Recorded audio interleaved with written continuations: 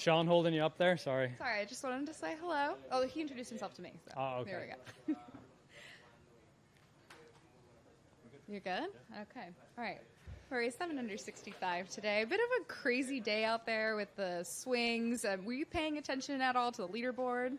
The only reason I paid attention to the leaderboard was because of all the cheers I heard everywhere. Sort of like, I felt like our group got off to a good start, and then, behind us, it sounded as if everyone was going crazy. I think Bryson eagled 4, and Cantlay got off to a good start, and it's just one of those days where it seemed like everyone got off to really hot starts, and you can do it on this golf course, and then you just have to try to keep it going from there. For you in particular today, what were the key takeaways on having a really great day? I didn't waste as many shots as I did yesterday. I don't think I maybe didn't drive it quite as good as I did yesterday, but when I put myself in position today, I was able to take advantage and make the birdie from just off the green, so I scored a little bit better. I don't feel like my game was that much different. Maybe held a couple extra putts, but if you go out here and play remotely well, you're going to have a chance to shoot a low score. And I don't feel like I did anything spectacularly well today, but everything was solid. With how gettable the course seems to be playing, what sort of mentality are you going to bring to tomorrow, knowing how low guys are going? I think just the same thing. You've got a wedge in your hand in one, drive, gettable par 5 second. 3 is a tough par 3, but then 4 and 5 you don't want to put yourself under too much pressure to get off to a good start, but a good start is really important because then, as I said, you can get momentum on your side early and try to ride it from there. Okay. All right. Thanks. You've been really good at hard golf, and you've been really good at golf where you have to make a ton of birdies. If you were going to choose, Rory, between what the playoffs should look like, what would be the right balance between, soft and go get it? You're really digging into this one, aren't you? Yeah, I know. It's a blend of both, right? I like as I've went further in my career and I've become a little older and a little mature, and my game sort of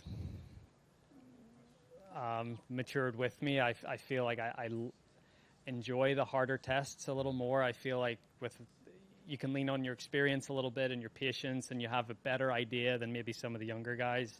What's a good score? What's a bad score? Or what the sort of winning score is going to be? So, I do like the harder tests, but I don't want a really hard test every single week. Sure.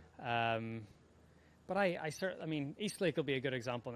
12 under wins. I think 12 under is a really good winning score for most. 8 to 12 under par is a good winning score on most golf courses, and I think it tests guys the right amount, but also lets you make some birdies and gives you chances. So I think there's a balance there to be struck. Sure. There hasn't been a tournament here in 70 years, so I'm wondering in some ways isn't it kind of nice to have a lot of birdies being out here? People come out here, they've been wanting PGA Tour golf for a long time.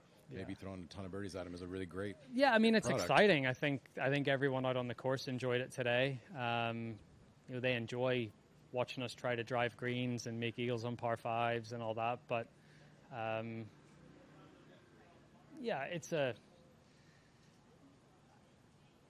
think I said this the other day, it depends what we're all trying to get out of the FedEx Cup playoffs. And I think one part of it is entertainment, and it's certainly been entertaining this week. I don't think it'll be quite as, it won't be the birdie fest next week as it is this week. And I think that's a good thing, especially when you come to the final one in the top 30. I think, the challenge is an important part of it too. Thanks, man. I think this is your first time playing with Answer. How was playing with him, and what can you tell me about his game? Yeah, I don't know if I've played with you before. Maybe I haven't.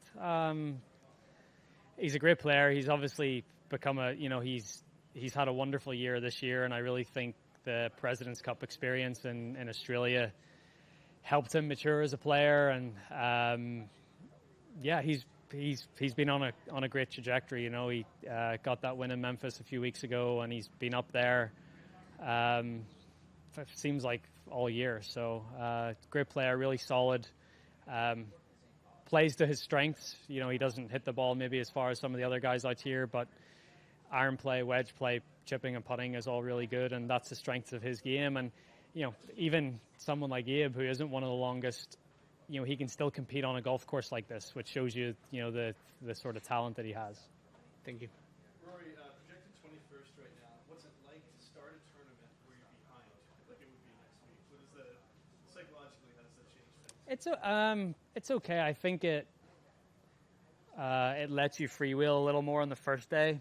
You know, so this will be the third FedEx Cup that we've done this staggered start, and I think I was 4 behind Brooks the first year, and then I was maybe -4, -5 starting last year, and then this year, you know, depending on how I play tomorrow, you know, I might start a little further back. But it's okay because, like, I go out and shoot 6 under next Thursday, and the leader shoots 2 over, and all of a sudden, you're right in the golf tournament. So I like the format. I think that all 30 players going into next week should feel like they have a good chance to win. Even when you are starting 10 back, because you shoot a good one that first day, you're right back in it.